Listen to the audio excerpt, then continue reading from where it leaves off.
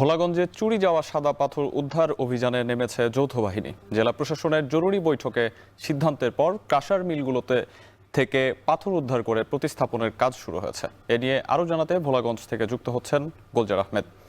গোলজার, ঘটনার সবশেষ অবস্থা জানাবেন এবং সাদা পাথর উদ্ধারের সাথে জড়িত কাউকে গ্রেপ্তার করতে পেরেছে কিনা।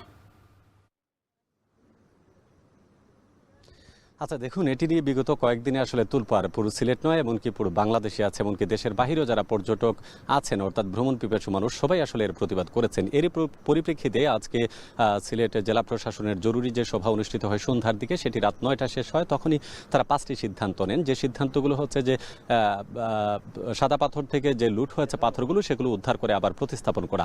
তো ইতিমধ্যেই ঘোষণার ঘণ্টা দুয়েকে পরেই অর্থাৎ রাত 11টার পরেই মূলত জেলা প্রশাসন যেটি করেছে, জেলা প্রশাসন ইতিমধ্যে তারা অভিযানে নেমেছে এবং আমরা দেখেছি যেটা বিজিবি